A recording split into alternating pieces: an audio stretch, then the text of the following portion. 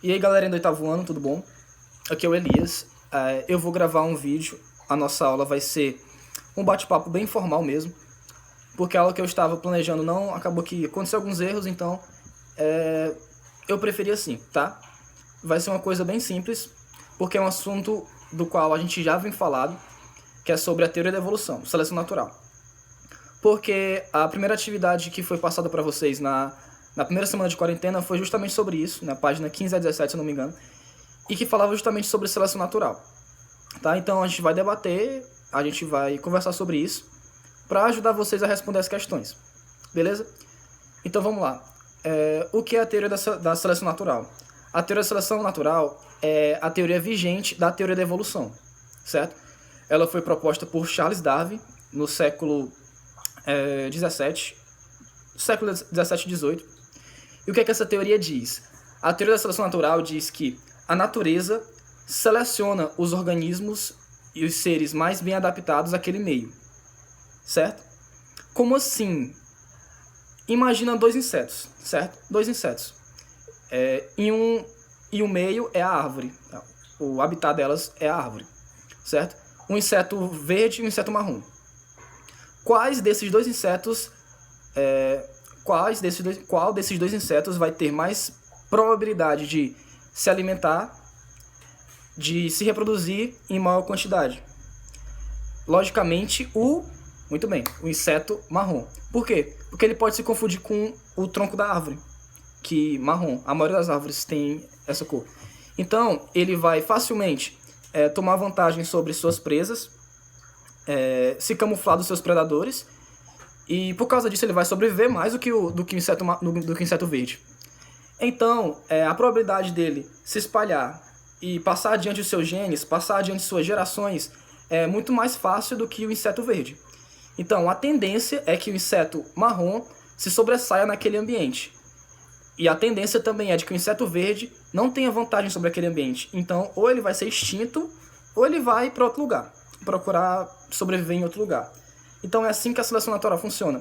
A natureza, ela seleciona os mais aptos. Não necessariamente o mais forte, tá? Mais forte não quer dizer mais bem adaptado. Beleza? Por quê? Um exemplo disso somos nós, seres humanos, tá? Quem diria que nós, meros humanos, primatas, no meio da savana da africana, poderíamos sobreviver no meio de tantos predadores, leões, tigres, crocodilos. Geralmente nós seríamos as presas, nós seríamos presas fáceis, certo? Mas com o desenvolvimento da cognição, fez com que os humanos tivessem mais facilidade de socializar e de andar em bandos.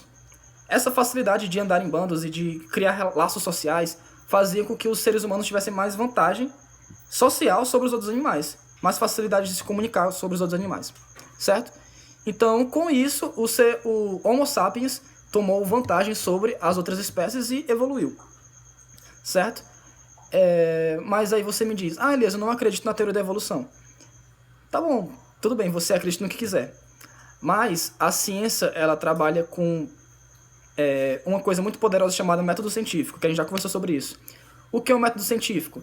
Digamos que é um meio o qual eu elimino qualquer probabilidade de farsa. Como assim? Eu observo determinada coisa e eu vou testar essa coisa várias vezes para eu ter certeza que ela sempre vai acontecer.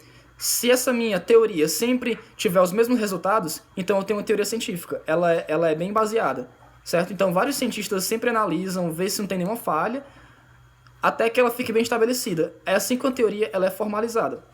E como é que eu tenho isso? Com provas e evidências. Se eu não tiver provas, se eu não puder testar, eu não tenho uma teoria. E a teoria da evolução, ela é claramente testada, ela é claramente comprovada por meio de fósseis, por meio de evidências e por meio de observações do cotidiano, certo? Então, Elias, então quer dizer que nós viemos do macaco? Isso é um mito que muita gente diz. Nós não viemos do macaco, gente. Isso é uma falácia, certo? A teoria da evolução diz que houve um ancestral em comum com um chimpanzé, tá? Houve um ancestral em comum. Isso não quer dizer que nós literalmente nascemos de um chimpanzé. que aconteceu? Houve um chimpanzé que deu origem a uma filha, um filho, com alteração genética. E essa alteração genética, com o passar do tempo, fez com que esse chimpanzé se separasse da outra espécie, certo? Elias, então como é que eu posso comprovar isso? Há registros fósseis, há várias evidências de outros tipos de espécies de seres humanos que já habitaram na Terra.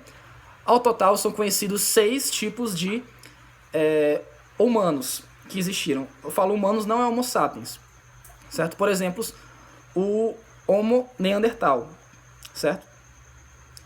Houve também até o total de 6 tipos de humanos que tem ciência de que eles viveram juntos ao mesmo tempo, certo? Então, essas 6 espécies de humanos meio que competiam para sobreviver naquela época. E com o passar do tempo, o Homo sapiens tomou vantagem sobre esses seres humanos, certo? Inclusive, há registros de que o Homo neandertal e o Homo sapiens se gladiaram por muito tempo, até que o Homo sapiens meio que extinguiu o Homo neandertal. Por quê? O Homo neandertal ele era mais forte, mais robusto, tinha o cérebro maior, certo? Só que o Homo sapiens tinha a facilidade de criar ferramentas e, como eu já falei, de socializar, certo? Então, digamos que quando essas 2 espécies de humanos se encontraram, não foi muito amistoso, certo? A gente pode até debater sobre um possível começo de racismo. Por quê? Porque apesar deles serem muito próximos no sentido de fisionomia ou até em características, eles eram muito diferentes, certo? E hoje em dia a gente ainda tem isso. Quando a gente vê uma pessoa de uma cor diferente, ou quando a gente vê uma pessoa de traços diferentes, o ser humano no geral, tem aquilo de querer julgar algo que é diferente. Tem medo do diferente, certo? Isso se chama preconceito. Então acredita-se que surgiu daí, certo? Se hoje em dia há pessoas que não aceitam alguém da mesma cor, ou alguém que tenha o sexo alternativo, um gênero sexual alternativo, quem dirá os primeiros seres humanos quando viram outros tipos de humanos diferentes? Com certeza, quando eles se encontraram, não tinham piedade nenhuma, certo? A gente pode ter uma noção intuitiva disso. Então, quando esses dois tipos de espécies humanas se encontraram, a tendência é que eles se gladiaram e o Homo sapiens sobreviveu, se adaptou ao meio, certo? Então aconteceu isso. Nós temos evidências fósseis, esqueletos, até material genético conservado de outros seres humanos, certo? E isso é comprovado. A gente não pode dizer que não existe, porque existe, certo? Então isso é uma teoria científica. A gente não pode simplesmente fechar nossos olhos para coisas que existem e dizer que não existe, que só existiu a gente e pronto. Não, certo? Isso é uma falácia. Então, se você acreditar nisso, só nisso, você está fechando os olhos, você está perdendo a oportunidade de crescer, a oportunidade de expandir o seu horizonte para coisas muito mais grandes, certo? Então, eu sugiro a vocês que, antes de você formar qualquer opinião, você tenha argumentos, tenha base científica nisso, para você ser levado a sério, ok? Porque uma coisa é você falar, um Deus criou tudo isso e pronto. Tudo bem, tudo bem você falar isso, mas essa resposta não abre margem para outras perguntas. Você meio que se conforma com uma resposta super curta e não satisfatória. Mas provavelmente a ciência e a natureza é muito mais complexa do que isso. Então é muito interessante que a gente venha a entender como essa complexidade funciona, certo? Porque isso vem a responder séries de outras perguntas, como por exemplo, uma coisa que está sendo muito em pauta agora, a questão do vírus. O vírus está constantemente passando pela seleção natural, certo? Tanto o vírus como outros tipos de parasitas, como as bactérias. Como assim? Eu acabei de falar para vocês que a seleção natural seleciona os mais fortes, os mais bem adaptados ao meio, certo? Perdão. Então, quando o vírus se instaura no corpo humano, por exemplo, e o corpo humano reage, ele pode até extinguir 99% dos vírus, entre aspas. Mas aquele 1% que sobreviver, como é que eu disse, vai passar adiante seus genes, e esses genes vão ficar ainda mais adaptados àquele meio, certo? Só que a questão do vírus é que acontece de maneira muito mais rápida. Por exemplo, do que nós, seres humanos, que demorou milhões de anos. Então, a gente já pode ver, por exemplo, no coronavírus, que tem alguns tipos de locais que o vírus já está evoluindo.